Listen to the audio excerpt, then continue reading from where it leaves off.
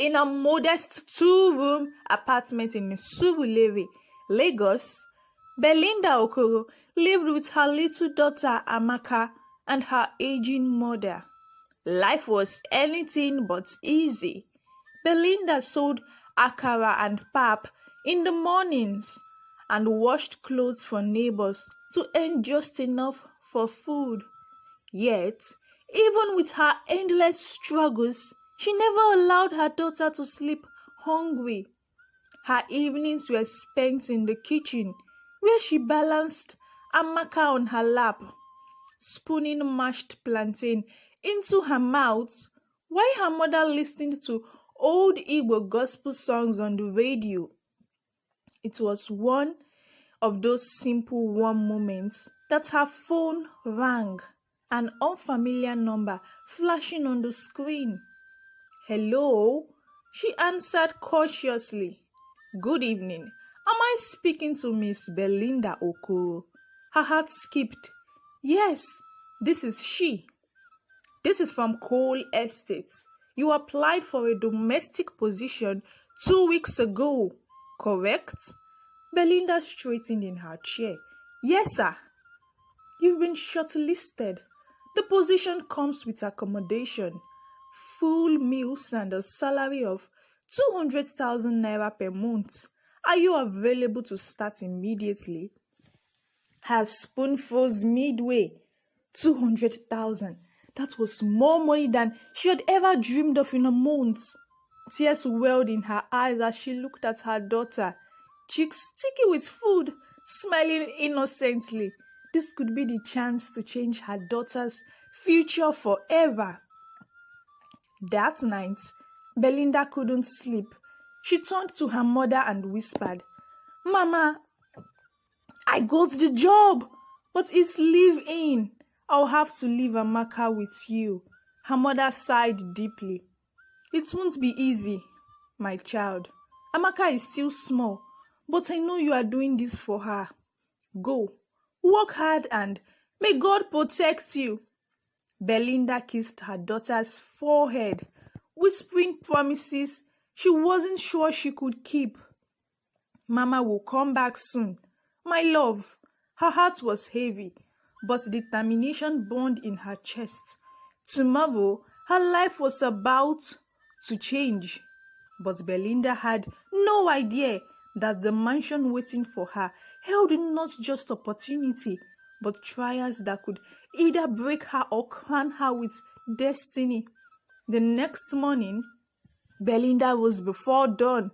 She dressed neatly in her black maid's uniform, tied her sleek ponytail, and took a taxi across Lagos. The city streets gradually shifted from noisy markets and yellow buses to silent, tree-lined avenues with tall glass buildings. Her heart raced as the taxi slowed before massive black gates. The coal estate towered above her. Marble walls, polished floors that reflected the morning sun, the glass windows that seemed to touch the sky. The gates opened, and she was led inside by a security guard. The air felt different here, quite heavy, almost cold. Inside the vast living room, Christopher Cole stood by the window, his tall frame wrapped in a navy blue suit. His back was to her, but his presence filled the room. "You are Belinda," he said finally, without turning. His voice was deep, controlled, not a question, but a statement. "Yes, sir," she answered softly. When he turned, she caught a glimpse of something unexpected in his eyes, grief, sharp and raw, quickly hidden behind his stern expression. "You care for my sons. They are 3 months old. Their names are Ethan and Elias." His tone was clipped, almost mechanical. Belinda nodded, listening carefully. "They eat at 6, 10, 2 and 6 again. They don't sleep easily. You will keep them comfortable. You will not disturb me unless necessary. If you fail, you leave immediately. Yes, sir, Belinda replied, her heart pounding at his coldness.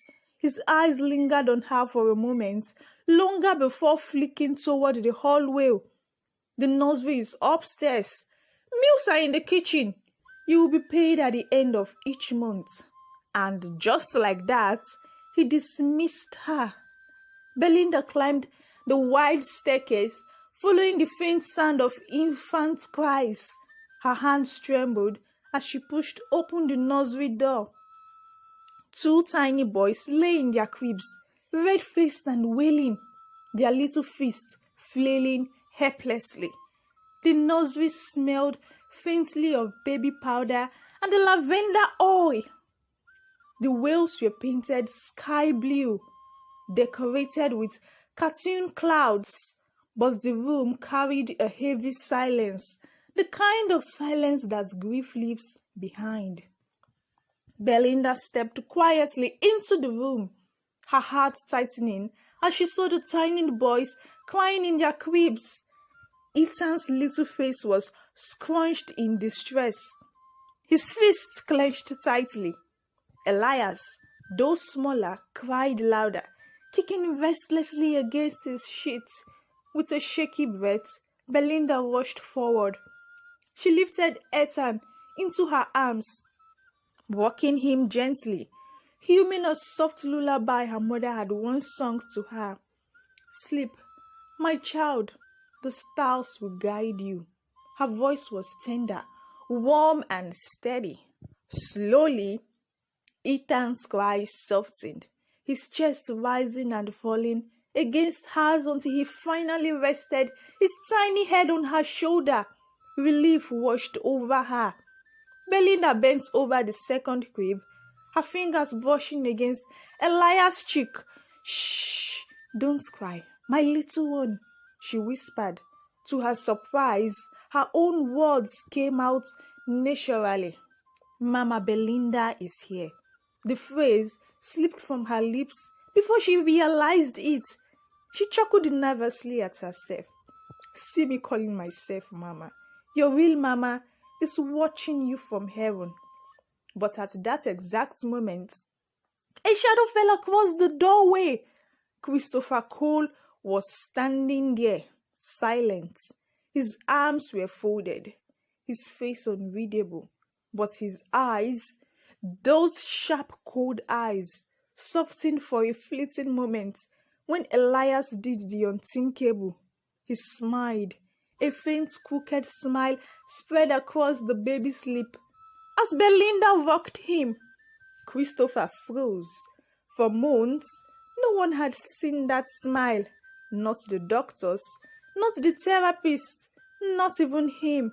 His sons had lived in shadows since their mother's death. And now, this village girl, this maid, had broken through the wall of grief with nothing but a lullaby and love. Christopher's jaw tightened as he turned away abruptly, unwilling to let Belinda see the crack in his armor, but in his heart something stirred, a feeling he had buried deep. The days that followed carried a subtle change.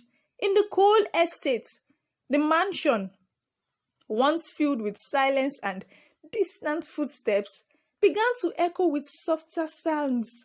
Belinda's humming, the baby's coos, the clinking of bottles she prepared with care. Belinda never complained. She fed them on time, bathed them gently, and sang to them until they drifted to sleep.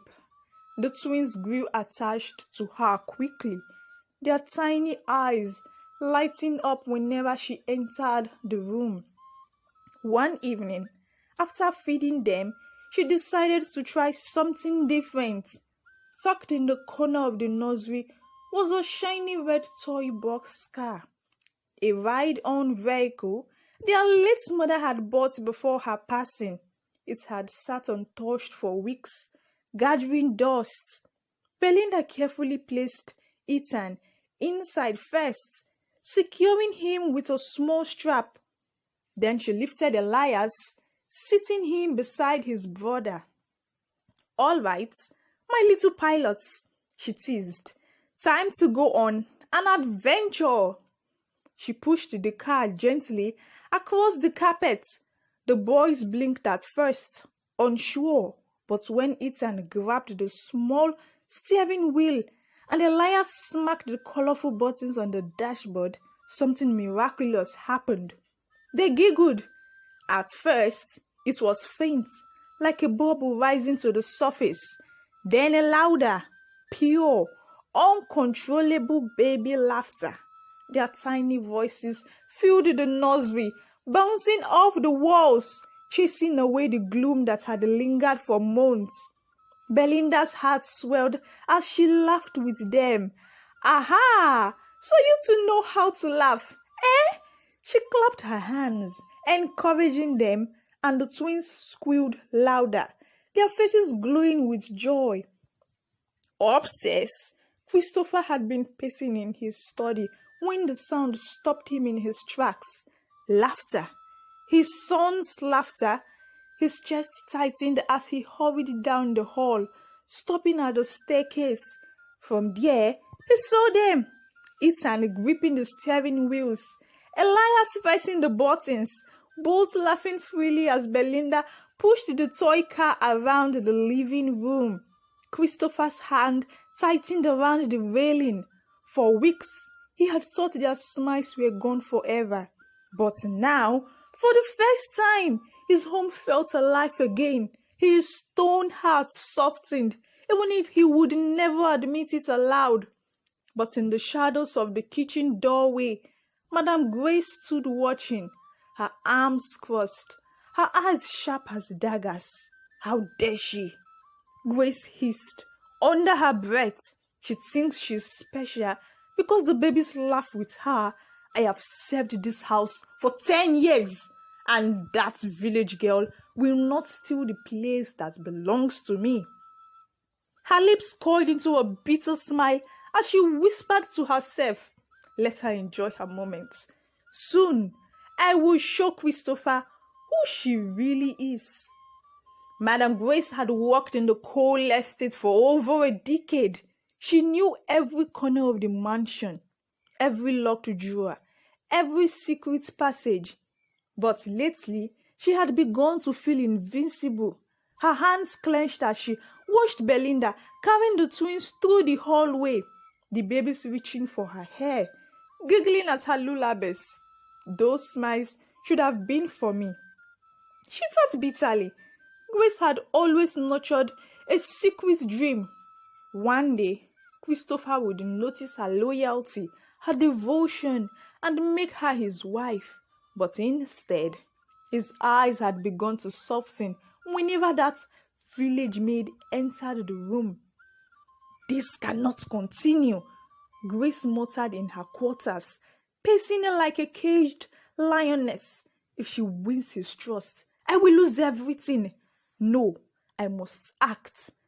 That night, when the mansion was quiet and the only sound was the faint humming of the night guards outside, Grace crept into the nursery.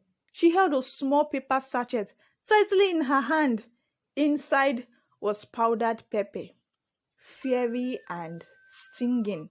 She sprinkled it lightly across the twins' pillows and blankets, her face twisted with malice. Cry, little ones, she whispered. Cry until he blames her. Moments later, as the babies were laid down by Belinda for the night, the pepper began to sting their tender eyes and skin. Ethan wailed first, his little body writhing. Elias followed, his cries piercing the air. Belinda rushed to comfort them, panic flooding her chest. What is it? My babies, are you in pain? She lifted Ethan, but his screams only grew louder. Christopher stomped into the nursery, his face dark with anger. What happened here? Before Belinda could speak, Grace appeared at the door feigning horror. Sir, I saw her earlier. She was dusting their beds. She must have spilled something. Maybe she used pepper to punish them. Belinda's mouth fell open in shock. What? No, sir, I would never. Enough! Christopher barked, his voice thunderous. He pulled the twins from her arms, his expression twisted with disappointment. For a moment, his faith in Belinda wavered. Grace bowed her head, hiding her wicked smile. Finally, she thought, the maid will be gone, and I will take my rightful place. But in her ignorance, Grace had forgotten one thing: the late Mrs. Cole's love for her children. The next morning, the mansion was heavy with tension. Belinda sat alone in the staff quarters, her face buried in her palms. She had cried all night, her heart breaking not because she was accused, but because Christopher almost believed it. In her study, Christopher stared at the restless twins. Their red, swollen eyes told him this was no ordinary accident. Doubt gnawed at him. Could Belinda really harm them? She has been nothing but gentle. He rubbed his forehead, frustrated.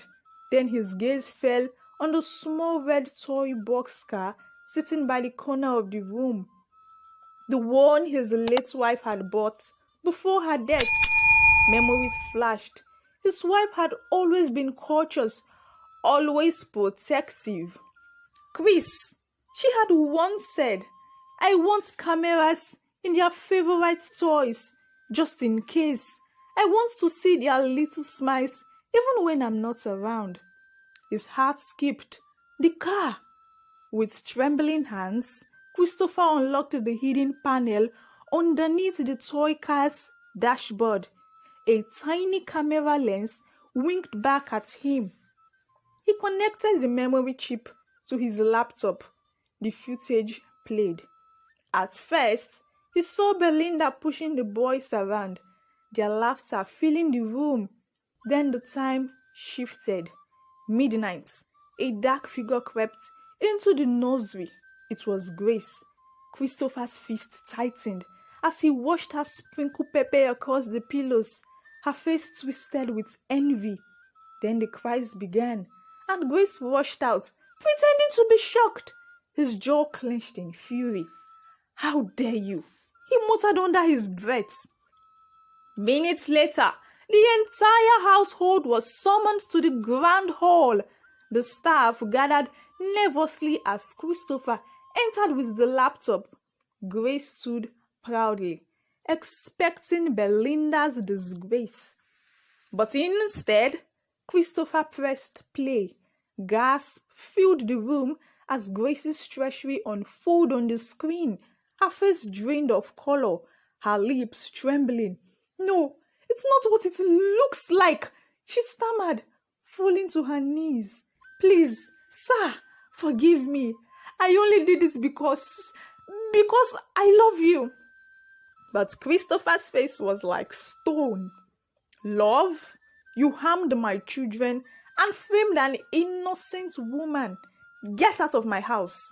Grace, you are finished here. Two guards stepped forward, dragging the weeping woman out of the estate as she screamed and cursed. Belinda stood frozen, her hands shaking. She had been saved, but the memory of those painful hours still lingered. Christopher turned to her slowly. For the first time, his eyes softened, not with suspicion, but with gratitude. Belinda, I was wrong to doubt you. You've cared for my sons with more love than anyone else since their mother passed. You are more than just a maid. Belinda's lip parted, her heart thudding in her chest. She lowered her eyes shyly, but deep inside, a strange warmth spread through her, a warmth she had not felt in years. News traveled fast in Lagos high society. It wasn't long before whispers of the Cole twins' new smile spread through Christopher's wealthy circle. But with the whispers came rumors, and one woman in particular made sure to hear them all. Vanessa Williams, a glamorous socialite dripping with diamonds and perfume, and once the closest friend of Christopher's late wife. She had always imagined herself as the perfect replacement when tragedy struck. Elegant, wealthy, and already accepted in elite circles. But now, Vanessa heard an outrageous story. A maid had somehow won Christopher's trust, even the affection of his children. Impossible! Vanessa hissed, slamming her wine glass down at the brunch table. No billionaire widower chooses a maid over a woman like me. That evening, her sleek black car glided through the coal estate gates. She stepped out in high heels that clicked sharply against the marble floor, her entrance as bold as her intentions. "Christopher!" she pulled as she walked into the living room without waiting for an invitation. "You didn't tell me you hired someone new. I hear she's special." Christopher's jaw tightened. "Vanessa, this is neither the time nor place for gossip." But Vanessa's sharp eyes scanned the house like a hawk until they landed on Belinda, carrying the twins down the stairs. Ethan giggled as Belinda bounced him on her hip, Elias clutching her necklace with baby fists. The sight made Vanessa's blood boil. Those babies should be clinging to me, she thought bitterly. Later, Vanessa cornered Belinda in the kitchen, her perfume so strong it filled the air.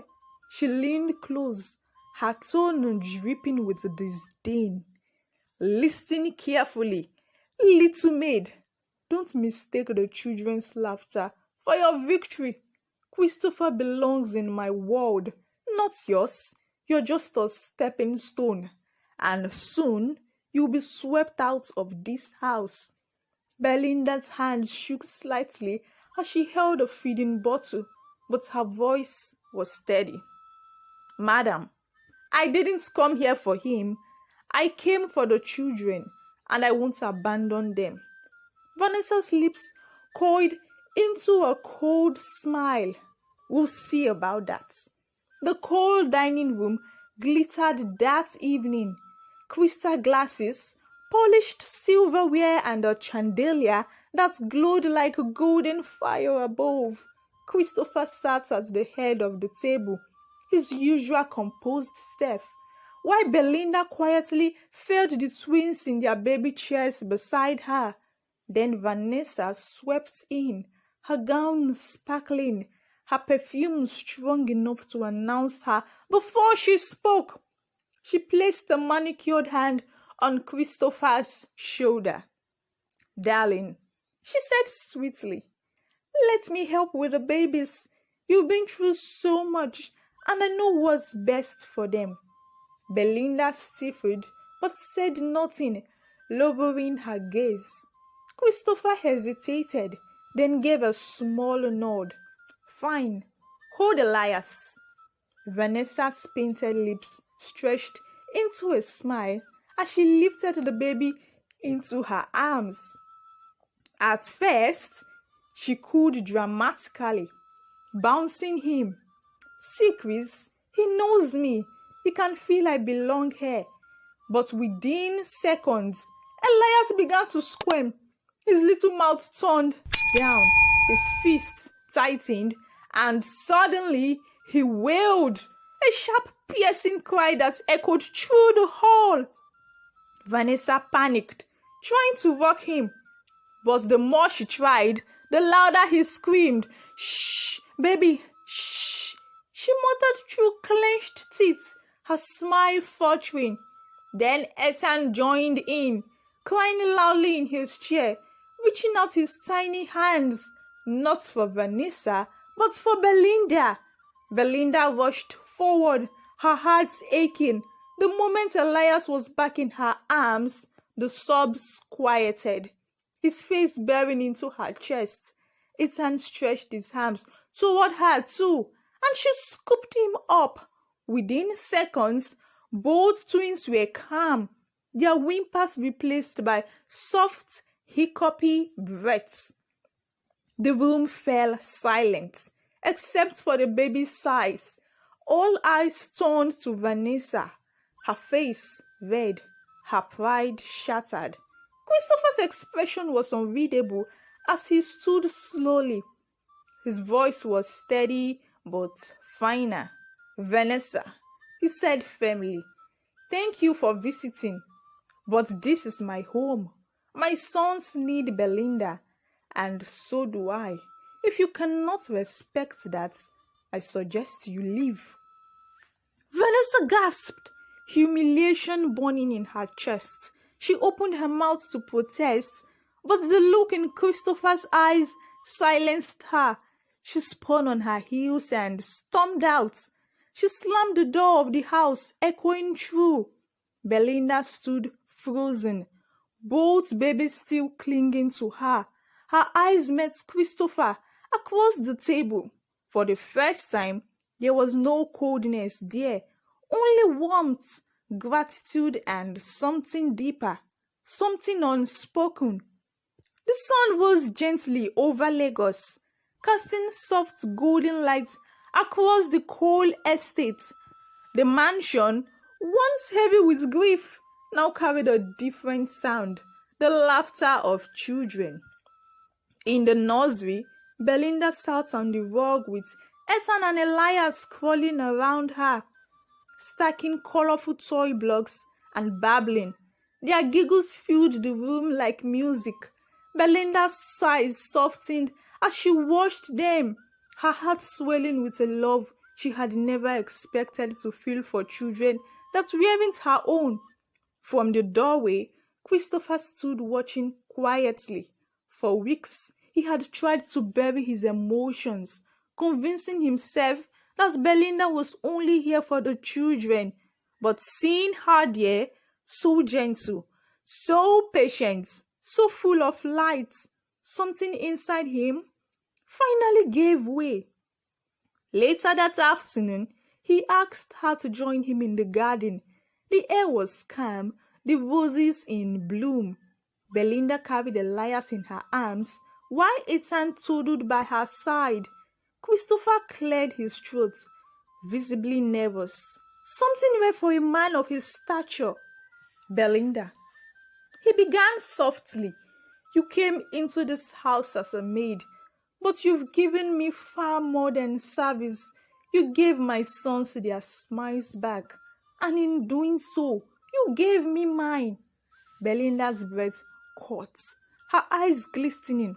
"Sir, Christopher," she whispered. He stepped closer, holding a small velvet box in his hand. "I know this may seem sudden, but my heart has been sure for a long time. I don't want to live another day hiding it." He opened the box to reveal a golden ring. Belinda froze, her lips trembling as the words seemed to pause. "Will you marry me?" Christopher asked gently, his voice unshaken but full of longing. For a moment, Belinda could only stare, tears welling in her eyes. Then she nodded quickly, clutching Elias closer. Yes, I will." Christopher smiled, a rare true smile that reached his eyes. He slid the ring onto her finger, and for the first time since his wife's passing, his heart felt whole again. "I want you to bring Amaka here," he added softly, "so we can live together as one family. My sons will have a mother, and your daughter will have a father." At that moment, Ethan tuggled at Belinda's dress, giggling. Elias reached his tiny hand toward Christopher. The four of them stood together in the garden, the sunlight wrapping them in warmth. The billionaire who once believed his world had ended now realized he had been given a second chance, not through wealth, not through power, but through the love of a humble young woman who had walked into his house and turned it into a home. And so, Belinda's story became more than just about survival.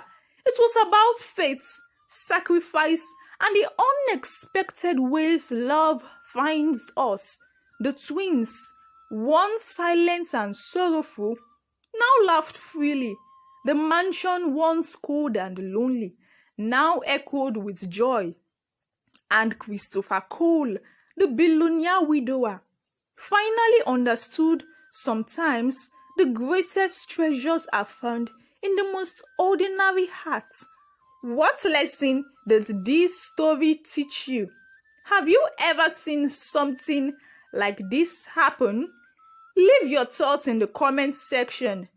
Don't forget to like, comment, and subscribe for more inspiring African stories filled with love, drama, and lessons.